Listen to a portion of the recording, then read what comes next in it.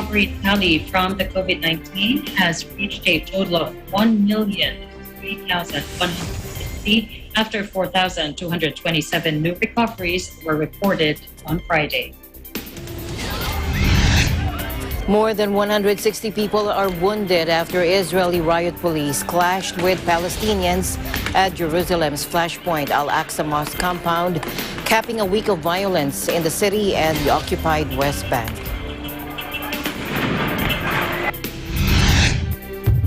NASA's Perseverance rover has for the first time captured the low-pitched whirring of the Ingenuity helicopter's blades as it flies through the rarefied Martian atmosphere.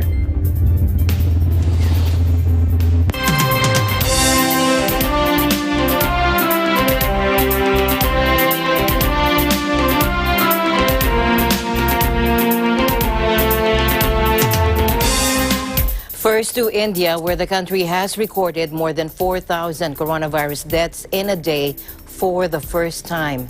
More states imposed lockdown Saturday in a desperate bid to halt the devastating new surge. The 4,187 new deaths took India's overall toll to 238,270 since the pandemic started. It added another 401,078 new cases in 24 hours, taking its caseload to nearly 21.9 million, second only to the United States. Experts who have expressed doubts about the official death toll say the new wave may not hit a peak until the end of May, and there have been mounting calls for tough nationwide measures. Rahul Gandhi, leader of the opposition Congress Party, called on Prime Minister Narendra Modi to order a national lockdown or the spread could be devastating for India and other countries. A lack of oxygen and critical care beds is also being blamed for the dramatic rise in the death rate.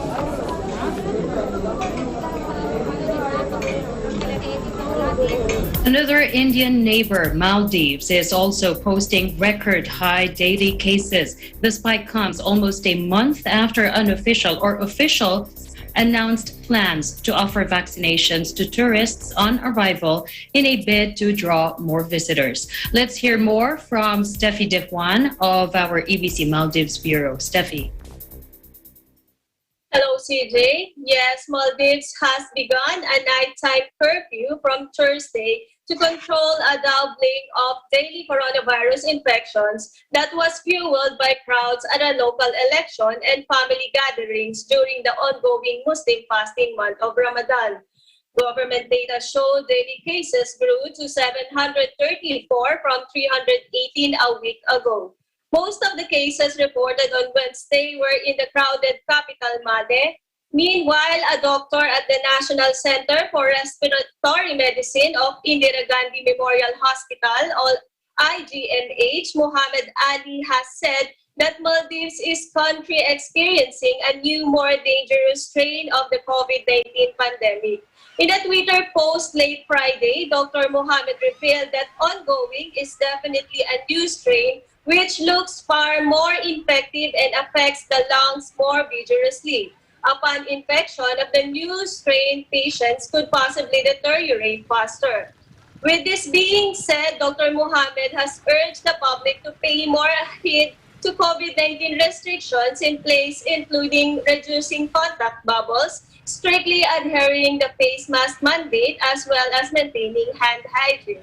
Restrictions have been placed on movement between islands, although there are no curbs on tourists headed to private island resorts if they can produce a negative COVID-19 test. In recent days, Maldives has been experiencing devastating surges in COVID-19 case numbers as well as deaths, of which 10 have been reported on ongoing months. On Thursday, Maldives observed 7 deaths, whereas 2 more deaths have been confirmed over the past 24 hours. Cases soared above 700 on Friday as well, with the active cases increasing over 8,000. Currently, hospital admissions are also beyond 200. And that's my quick update from Maldives. Back to you, CJ. Thank you so much, Steffi, for your update. Please do take care over there and tell us more if there are any more developments. Yes, CJ, I will. Reporting live from Maldives, this is Steffi De Juan, and we live in interesting times. A COVID-19 surge is overwhelming Nepal as India's outbreak spread across Southeast Asia. Hospitals are overflowing with patients, with towns near the Indian border unable to cope. In the last 3 weeks, Nepal's daily case trajectory has shot up with 2 out of 5 people tested now returning positive. On Thursday, Nepal reported 9,023 cases, the highest single-day increase. More than 3,500 people have died since the pandemic began, 400 of them in the last 2 weeks alone, according to official figures. Experts warn urgent action is needed to prevent a worsening human catastrophe. Earlier this week, Prime Minister KP Sharma Oli appealed to the international community to ensure supply of vaccinations and medical supplies to help Nepal fight the virus. Nepal's vaccination campaign, which began in January, has faced uncertainty after only half of the ordered supplies from India were delivered. Many Nepalese were also at India's Kumbh Mela, attended by millions of Hindu devotees, including the former king, Gyanendra Bikram Shah, and his queen, who have been hospitalized after testing positive.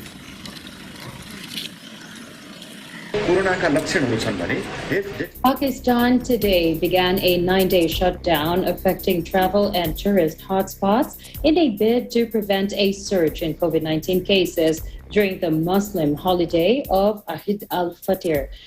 Already battling a third wave of infections and increasingly nervous about the crisis across the border in India, the government has imposed restrictions since a 1-month lockdown in April last year.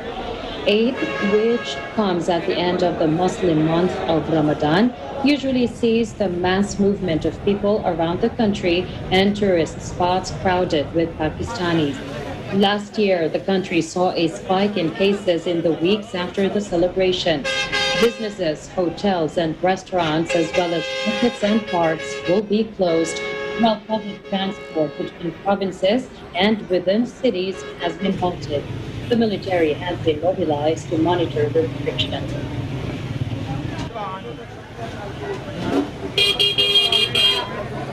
Nearly 3.8 million doses of different brands of coronavirus disease or COVID-19 vaccines are expected in the country in the next few days.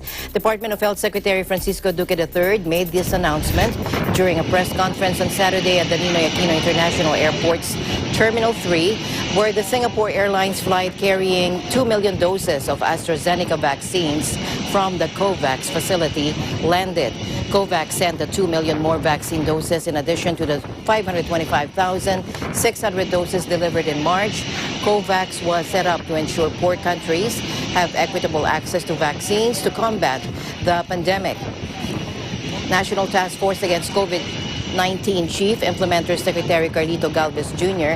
said that AstraZeneca will now go to the priority areas and about 800,000 doses will be given to Metro Manila.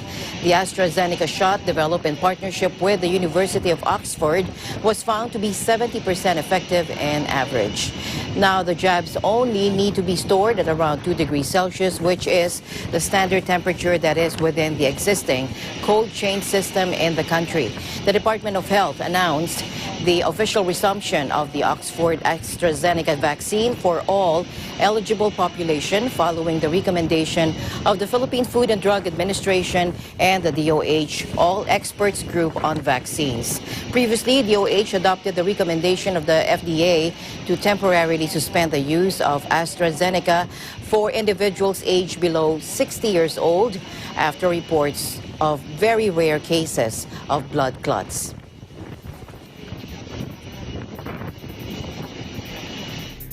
The Philippines recovery tally from the coronavirus disease 2019 or COVID-19 has reached a total of 1,003,160 after 4,227 new recoveries were reported on Friday.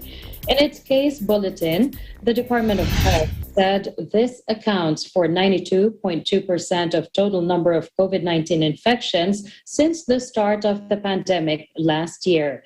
The DOH also reported 7,733 new cases, with total active cases now at 66,626, or 6.1% of all cases in the country since the pandemic began last year. Of the active cases, it said 94.4% have mild symptoms, followed by asymptomatic at 2%. Those with severe symptoms at 1.5%, and those in critical condition at 1.1%, and those with moderate symptoms at 0.98%. It reported 108 new deaths from COVID-19, with the country's casualties against the disease at 18,099, or 1.66% of all infections. Based on reports gathered on Wednesday, a total of 50,815 COVID-19 tests were administered, where 14.1% returned positive for the disease. Staying in the country, Health Secretary Francisco Duque, in a press briefing on Saturday, said the Philippines is expecting the arrival of some 193,000 doses of Pfizer's COVID-19 vaccine from the COVAX facility on Monday. The secretary said the incoming Pfizer vaccines will likely be distributed in Metro Manila and other major cities, which can handle the product storage requirements of -70 to 80 degrees Celsius. The health secretary stressed that the government will likewise be following the priority framework for vaccine recipients, with individuals under the A1 to A3 priority group seen to get the first jabs. Now, this will be the country's first batch of jabs from the American drug maker. The delivery will also bring the total number of vaccines shipped to the Philippines to about 7.69 million. The Philippines was initially supposed to receive a first batch of 117,000 Pfizer doses through COVAX in February, but the delivery was hampered due to the absence of an indemnification deal between the parties. Staying here in the Philippines, where the vaccination hub created through a partnership between Parañaque LGU and Ayala Malls served as one of the pilot sites of Sputnik V's official rollout last May 4. Watch this.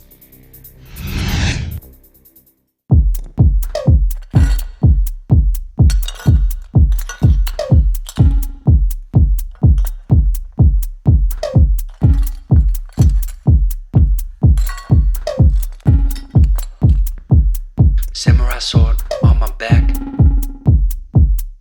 You don't know how to act. Maybe you should relax. Maybe you should relapse. Just kidding.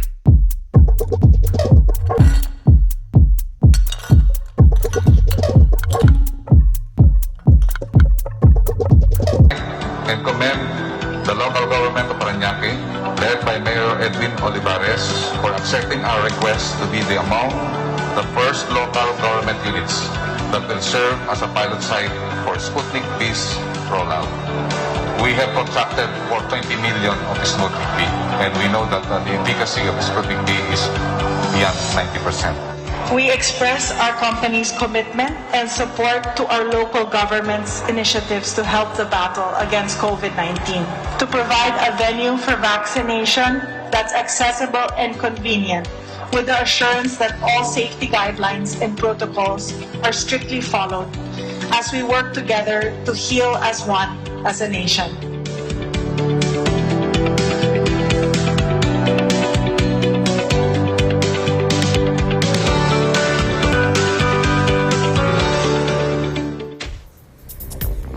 A mass vaccination program begins in Papua New Guinea. Live from Papua New Guinea, joining us is Echo Hortaleza Quinola. Hello, Echo.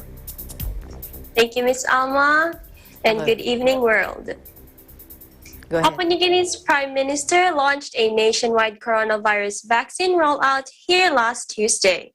We're hoping to quell a runaway outbreak and counter widespread public hesitancy about vaccinations.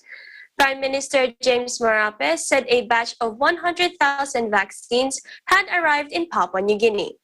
This will be distributed countrywide. He also urged skeptical health workers and the general public to get vaccinated. After weathering the initial stages of the pandemic, the country has recorded most of its 11,630 COVID-19 cases and 121 known deaths since February 2021. Only 93,000 tests have been carried out among a population of 9 million, so the real number of infections is feared to be much higher. The outbreak has pushed the nation's health system to the limit. Hospitals are sometimes turning away patients due to a lack of medical staff. And a temporary field hospital set in a sports stadium. Overwhelmed medics have tested positive in their hundreds, but many have been refusing vaccines. Also, experts say misinformation about COVID-19 is spreading even faster in Papua New Guinea than the disease. Only half of an emergency Australian delivery of more than 8,000 vaccine doses for frontline staff in Port Moresby have reportedly been used. Reporting from Port Moresby, Papua New Guinea, this is Echo Hortaleza Quinola. We live in interesting times. Thank you very much, Echo, for your updates. Thank you, Ms. Echo. Alma.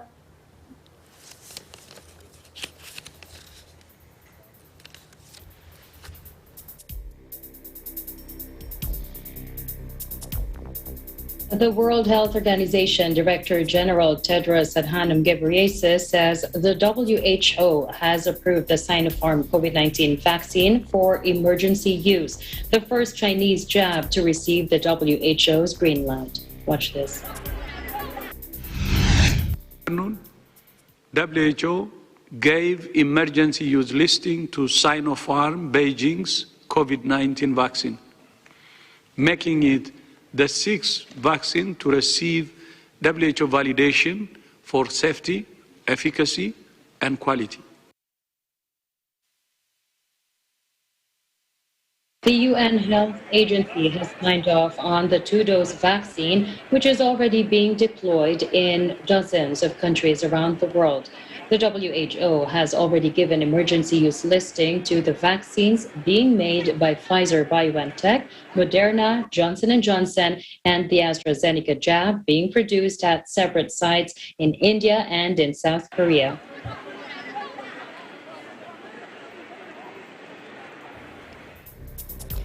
Healthcare workers at a COVID-19 intensive care unit in Toronto share their struggles as Canada's Ontario province battles with a new wave of infections. Take a look. You know, it's been over a year, so the team is tired. And this particular wave, wave 3, is probably our most hardest wave yet in terms of managing the influx of COVID patients, how sick they are, how young they are. When I see a patient come in who's 70 years old or 60 years old who could have got vaccinated a month ago but chose not to, which we've had a couple of patients like that, and now we're on a ventilator, that's really a letdown, right? No, I mean, I went through SARS, but this is just dragging on and on and on and on. So this is not like anything I've ever seen before. No, I know we're intubating several times a day, every day in this hospital. Certainly when I listen to epidemiologists, physicians, public health nurses around the world who have seen better results, it seems, I think we probably as a province could have taken a better approach. Yes. It's a noisy environment, you know, there's always something beeping, so it's nice actually to get into the car and just drive quietly and try to reset my mind so that when I go into the house, I'm not carrying everything in.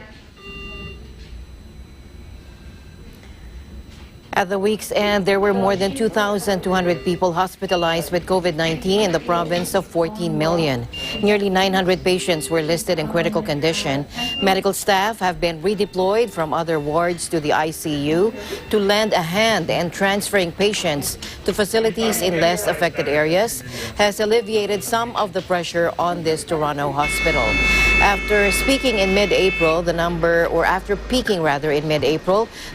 new daily infections has fallen slightly over the past 10 days, and a vaccine rollout is accelerating, but the number of patients in intensive care continues to rise.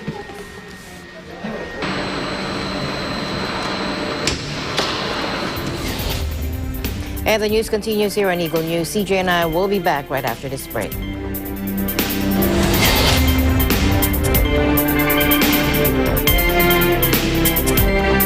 Mula noon hanggang ngayon, gabay natin ang MTRCB ratings sa matalino at responsableng panonood.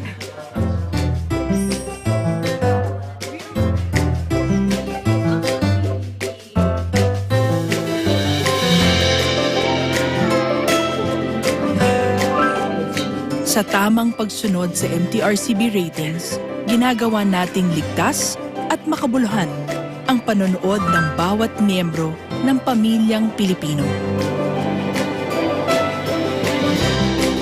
Lumipas man ang panahon, hanggang may pamilyang Pilipino, andyan ang MTRCB.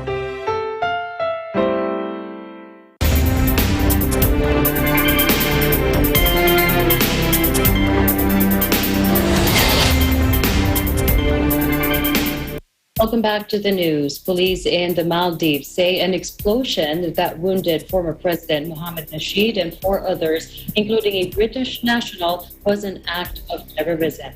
Police have arrested 2 people over the assassination attempt on the former president. Steph Dewan is back with us with this report. Steph.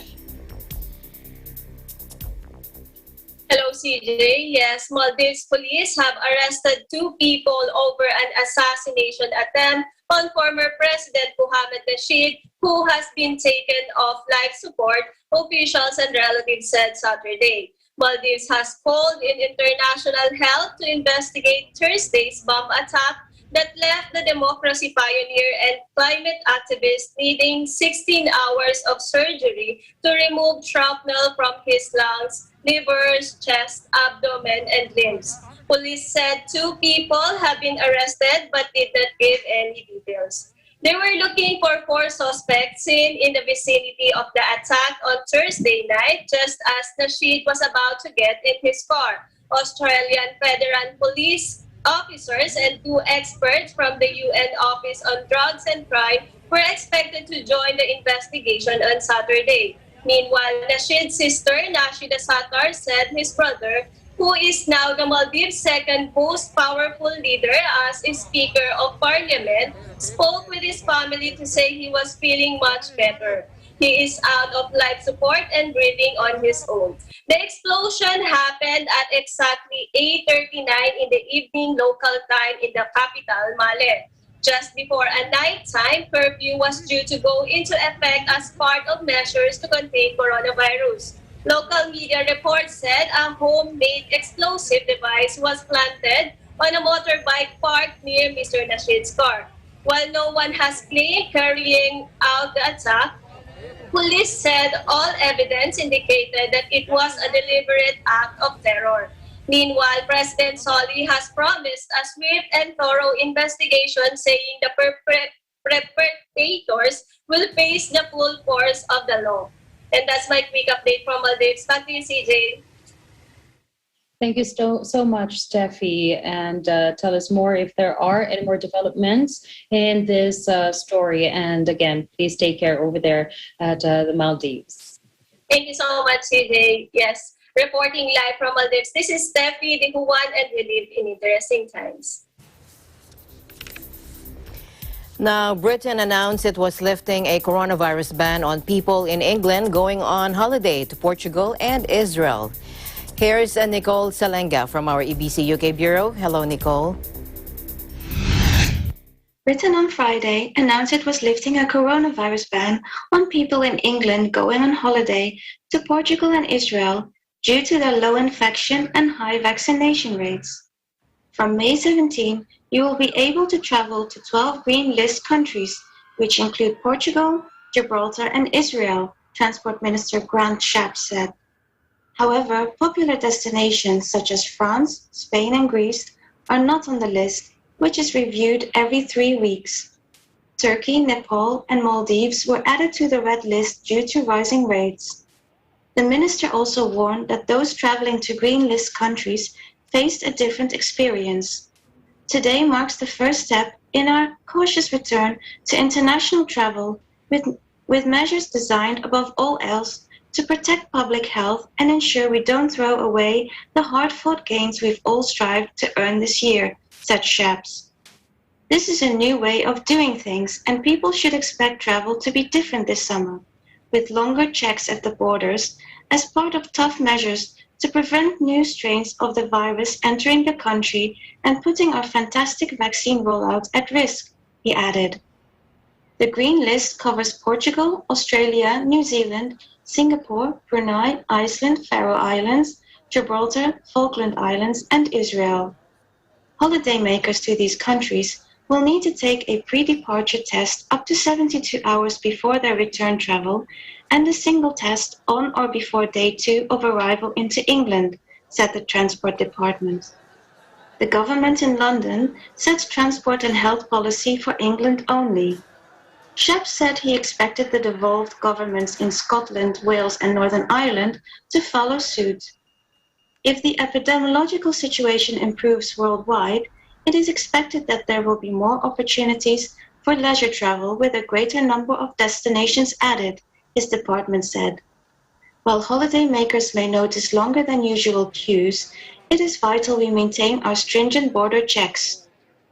It is currently illegal for anyone in Britain to travel abroad for holidays, and anyone arriving from a red list country must quarantine in a hotel for 10 days upon arrival. Mark Tanzer, head of travel industry body ABTA, said the gradual lifting of restrictions was slower and more cautious than expected and would delay the sector's recovery. We understand that public health is the government's priority, and it was always expected that the return to international travel would be gradual, but the government must use the next review to open up travel to more destinations using the traffic light system to manage risk, he said. 2 England football clubs, Manchester City and Chelsea, are due to play in the Champions League final in Istanbul on May 29.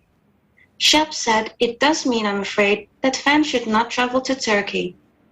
Britain has been one of the countries worst hit by the pandemic, but is currently easing restrictions following a sharp decline in cases and deaths. But Public Health England announced Friday it had named a strain of the virus from India as a variant of concern after cases rose over the previous week to 520 from 202. Most cases were clustered in Bolton, Northwest England and London, with almost half linked to foreign travel. Reporting from London, United Kingdom, I am Nicole Salenga. We live in interesting times. The World Health Organization on Thursday warned of a new wave of COVID-19 infections in Africa due to delayed vaccine supplies, a slow rollout, and new variants.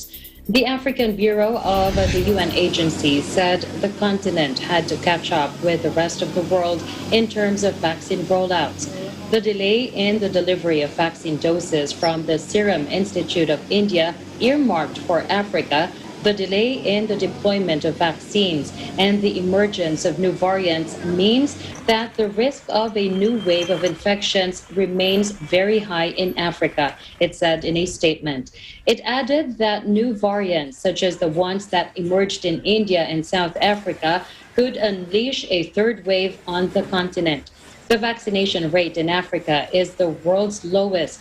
Globally, an average of 150 vaccine doses per 1,000 people have been administered, but in sub-Saharan Africa, it is hardly 8 doses per 1,000, according to the WHO.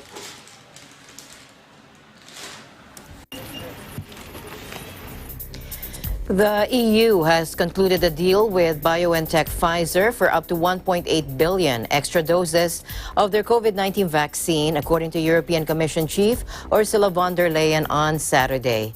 Happy to announce that the EU Commission has just approved a contract for a guaranteed 900 million doses or plus 900 million options with BioNTech Pfizer for 2021 to 2023, she tweeted from an EU summit in Portugal. Other contracts and other vaccine technologies will follow, she promised. The contract on top of the 600 million BioNTech Pfizer doses the Commission has already secured aims to supply the bloc. Population 450 million with enough jabs for booster shots, according to the EU. It also said they could also expand vaccination to minors and for exports to lower-income countries outside the EU. Von der Leyen has said that the mRNA technology used by BioNTech, Pfizer, and other vaccine makers has proven safe and effective. BioNTech of Germany and Pfizer of the U.S. have stepped up supply Europe with their jointly produced doses, and their vaccine is currently the main one being used in the EU. More than 160 people were wounded when Israeli riot police clashed with Palestinians at Jerusalem's flashpoint Al-Aqsa Mosque compound late Friday, capping a week of violence in the city and the occupied West Bank. Stones, bottles, and fireworks were hurled at officers who fired rubber bullets and stun grenades at the crowds at Islam's third holiest site, also revered by Jews as the location of two biblical-era temples. At least 163 Palestinians and 6 Israeli officers were reported wounded at Al-Aqsa and elsewhere in East Jerusalem. The Palestinian Red Crescent said it had opened a field hospital because emergency rooms were full. Tensions in Jerusalem have soared in recent weeks as Palestinians have protested against Israel's restrictions on access to parts of the Old City during the Muslim month of Ramadan. And after authorities ordered several Palestinian families to leave their homes to make way for Israeli settlers. The United States called for de-escalation. It has been a week of violence. Earlier on Friday, Israeli security forces killed 2 Palestinians and wounded a third after the trio opened fire on the Salem base in the occupied West Bank, according to police, with the incident following days of bloody clashes and killings. On Sunday, a 19-year-old Israeli was fatally wounded in a drive-by shooting at the West Bank Papua Junction bus stop. On Wednesday, Israeli troops killed a 16-year-old Palestinian when they opened fire on protesters throwing petrol bombs also in the West Bank. And clashes have broken out between police and demonstrators in the East Jerusalem Sheikh Jarrah neighborhood, fueled by a years-long land dispute between Palestinian refugees and Jewish settlers.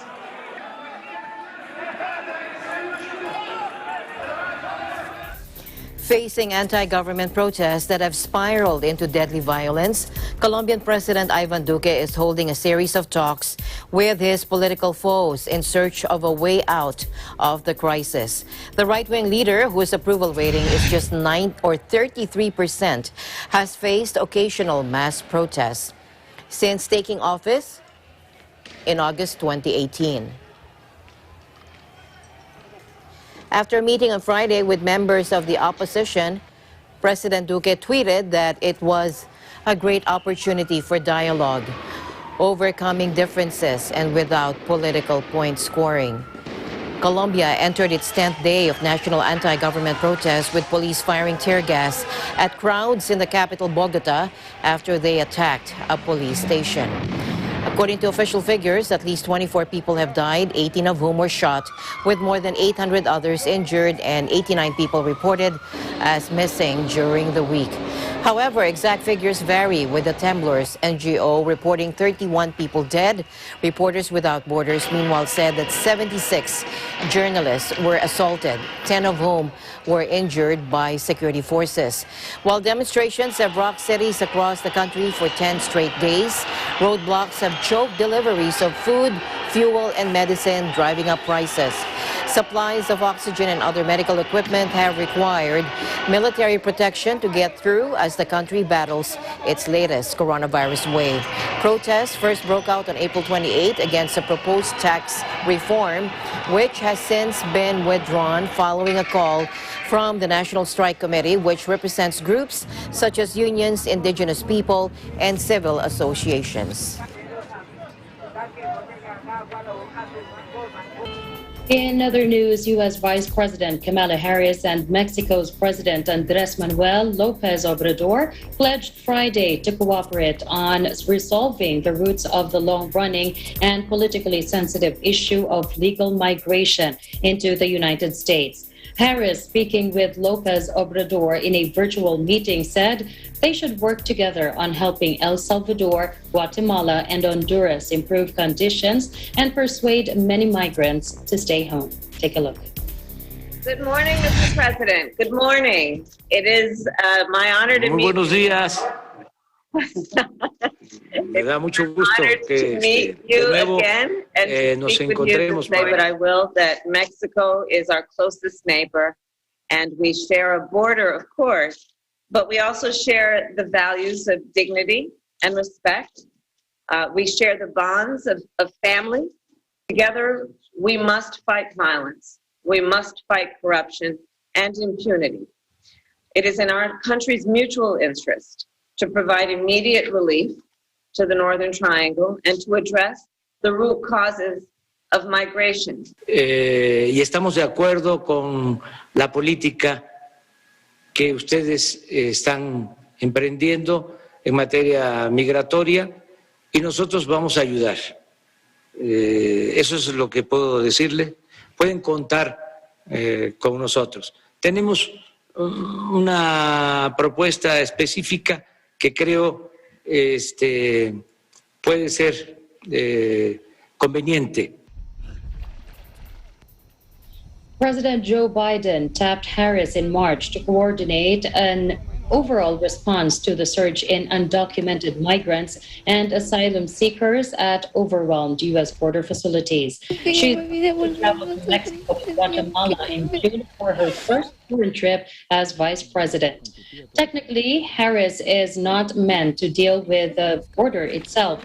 Her brief is to look for deeper solutions in the Central American countries where most of the migrants start from, the Northern Triangle of El Salvador, Guatemala, and Honduras. Figuring out how to persuade these are all part of the same group here? Was the main topic of discussion with Lopez Obrador on Friday.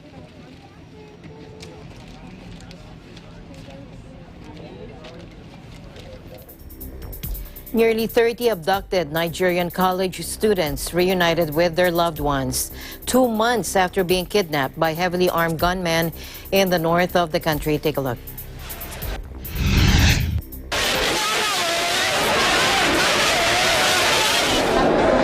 I want to use this opportunity to thank the parents of the victims for their cooperation and understanding during this trying period.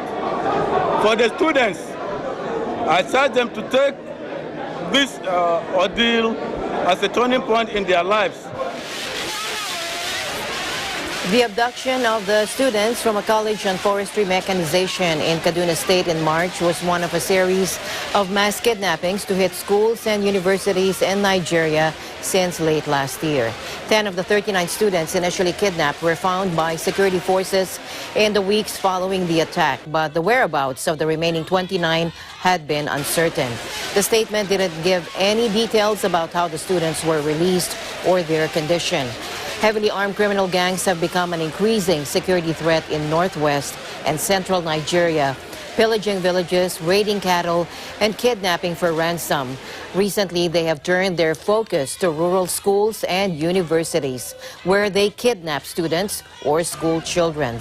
Recent mass kidnappings have prompted 6 northern Nigerian states to shut down public schools to prevent further attacks on students. President Muhammad Buhari welcomed the students' release and called for kidnappers to free the other abducted victims.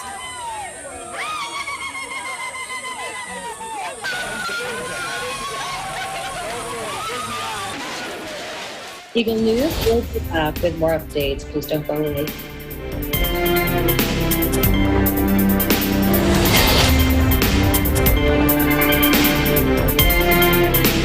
Mula noon hanggang ngayon, gabay natin ang MTRCB ratings sa matalino at responsableng panonood.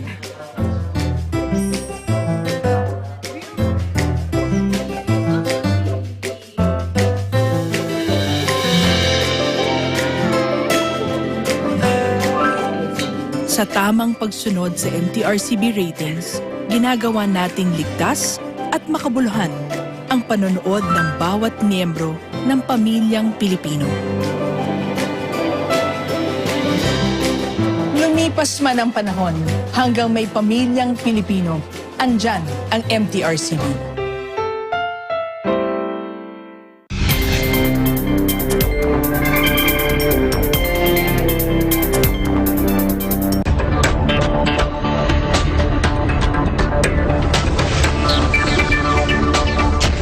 Back to the news. Here now in the Philippines, the anti-weather Director General, Attorney Jeremiah Belgica said the government agencies here are currently streamlining the application process of vaccine manufacturing companies in the country. This following President Duterte's directive to set up a green lane for faster permit processing of local COVID-19 vaccine manufacturers to reduce dependency on COVID. Initiated was actually done due to the President's statement after the Secretary of Trade and Industries reported that one way to actually attract the vaccine manufacturers to set shop here in the country is to have a green lane. So the joint memorandum circular for the green lane is already there, and very soon we would be rolling this out. The idea is to have a one-stop shop and have everything finished to 7 to 20 days. All of the applications from the LGUs to the different government agencies. And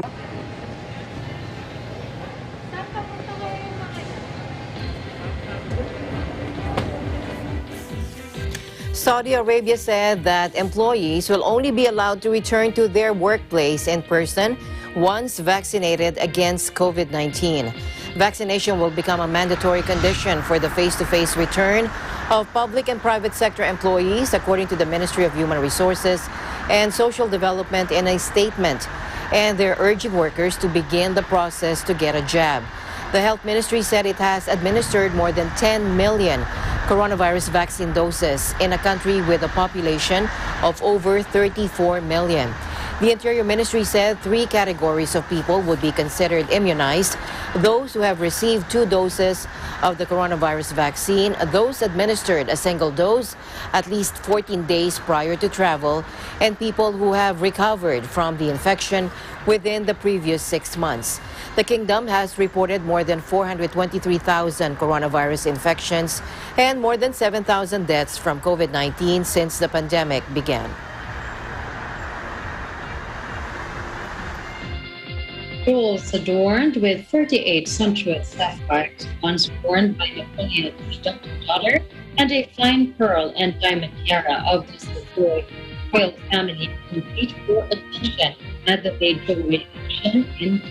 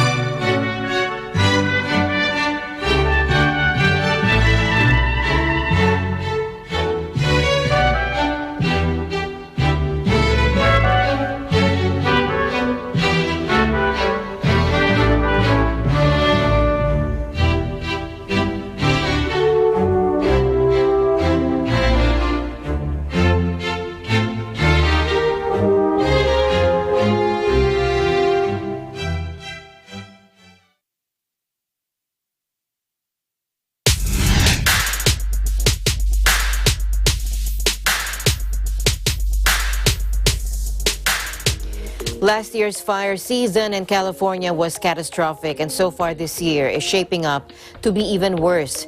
Now, Cal Fire says wildfires have already consumed 18 square miles more this year than at this time last year. And that's why the California Department of Forestry and Fire Protection, or Cal Fire, wants to remind people about the seriousness of the fire season. Angel Membrere from our EBC Sacramento Bureau reports.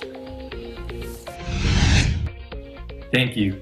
It is Wildfire Preparedness Week, and CAL FIRE is using this time to continue to educate residents on the importance of wildfire preparedness.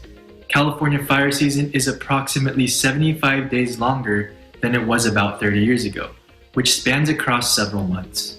At a press conference this week, Chief Tom Porter, the CAL FIRE director, spoke about the initiatives that CAL FIRE has already started to prepare for this upcoming fire season. Let's listen. CAL FIRE this year asked for early augmentation and emergency funding and has hired an additional 1,200 to 1,400 firefighters as of now, ahead of schedule. We've put those firefighters on hand crews, we put them on engines, and we are ready to go. We're continuing as of today, looking to hire early, again, even more of those firefighters ahead of what is our traditional peak season. More to come on that in the weeks to come, but we're finding the need this year to staff up and be ready for what looks like it could be as challenging as last year. Chief Porter also talked about prescribed burnings, which is planned, appropriate, and controlled burning in favorable conditions, which would help prevent large damaging wildfires. One tactic that residents can do to help prepare for wildfires is hardening their homes. Here's Chief Porter with more information. You also can do a lot toward hardening your home. We have a low-cost retrofit list of things that you can do as a homeowner to make your home more resilient to and more resistant to ember intrusion and then burning down in the event of a fire. You need to think of it this way. Every acre in California can and will burn someday. You need to be prepared as if it's going to happen today. So do your hardening of your structure, do your defensible space, work with your community to make sure that others are doing the same. And that is what's going to do the most to protect your community when we do have that wildfire that will come to your neighborhood. In Sacramento, California, Angel Membrere, Eagle News, we live in interesting times. Almost all of South Korea was shrouded Friday by a yellow dust storm originating from the Gobi Desert in northern China and Mongolia. According to Yonhap News Agency, the state weather agency issued a fine dust advisory for Seoul and central western regions. The average hourly concentration of fine dust particles smaller than 10 micrometers in diameter, known as PM10, rose to 321 micrograms per cubic meter in Seoul on Friday afternoon. A fine dust advisory is issued when the PM10 figure stays above 150 micrograms for longer than 2 hours. In a related move, the Ministry of Environment said the lowest level of attention in the government's 4-stage crisis alert against yellow dust was enforced for Seoul and 9 other metropolitan cities and provinces as of 11 a.m. The 9 affected include Incheon, Gyeonggi Province, Gangwon, Daejeon, Sejong, Gyeonggi, North Jeolla, and Gwangju.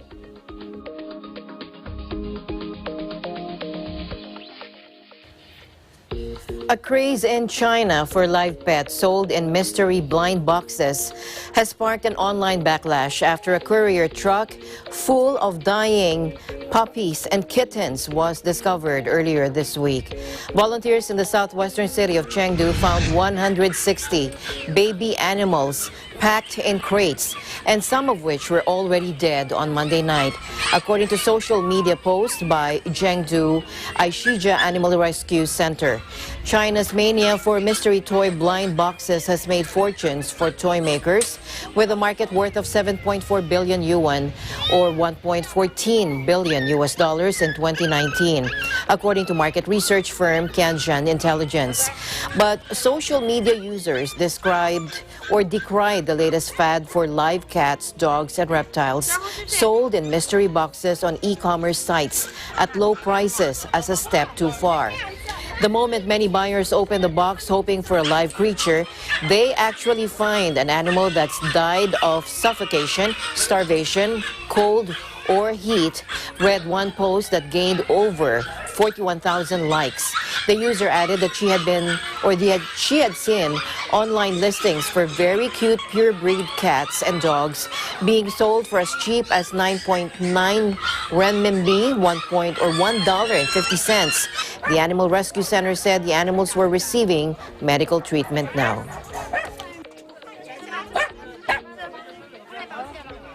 In other news now, from whole chicken satay to imitation beef rendang, a high-tech Singapore laboratory is replicating popular Asian dishes with plant-based meat alternatives to feed the region's growing appetite for sustainable food. Watch this.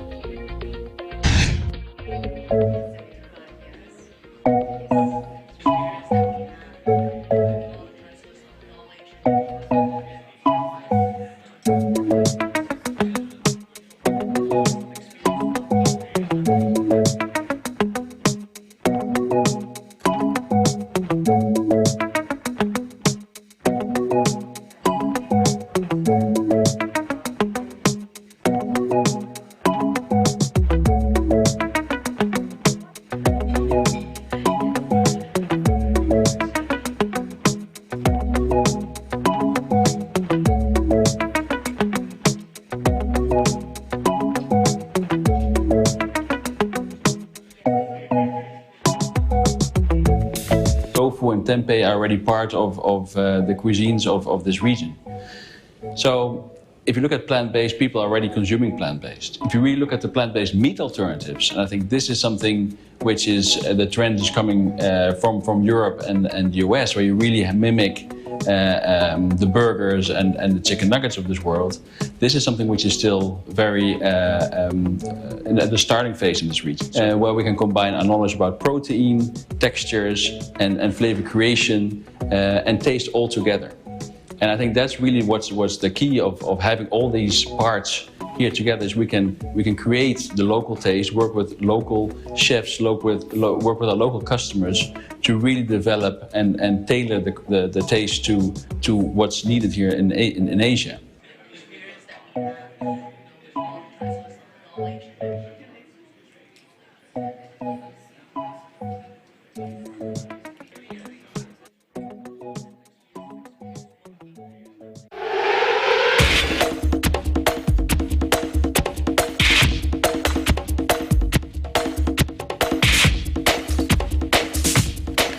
Back here in the country, through resolution number 114, the Interagency Task Force for the Management of Emerging Infectious Diseases gave the green light on the planned workouts of PBA teams in venues located in general community quarantine or moderate GCQ areas. PBA Commissioner Willie Marshall said he will sit down in a meeting on Monday with Games and Amusements Board Chairman Baha Mitra for the protocols for the conduct of the practices. GAB is signatory along with the Department of Health and the Philippine Sports Commission in a joint agreement order that is also needed to clear the way for the PBA workouts. The PBA has its own training guidelines in place, and they are cleared to hold scrimmages at the Batangas City Coliseum, Batangas State University Gym, and the Lyceum Batangas Gym. Meanwhile, China said Friday the risk of damage on Earth from a rocket which fell off of which fell out of orbit after separating from Beijing space station, was extremely low after the United States warned it could crash down onto an inhabited area. Watch this. 该型火箭采用特殊的技术设计，绝大部分器件将在载入过程中烧蚀销毁，对航空活动及地面造成危害的概率极低。相关的主管部门将及时对外通报情况。 Remnants of an out-of-control Chinese rocket could be seen early Thursday morning in the sky over the U.S. Capitol in Washington, D.C. As fevered speculation over the rocket's trajectory back to Earth pinballed across social media, U.S. Defense Secretary Lloyd Austin on Thursday said the U.S. military had no plans to shoot it down. Even if the rocket or parts of it do fall from the sky without breaking up on re-entry, there is a good chance it will just splash down onto the ocean on a planet made up of 70% water. Space has become the latest theater for the big power play between China and the United States. The launch of China's first module of its Heavenly Palace space station in April, housing life support equipment and a living space for astronauts, was a milestone in Beijing's ambitious plan to establish a permanent human presence in space. President Xi Jinping called it a key step in building a great nation of science and technology.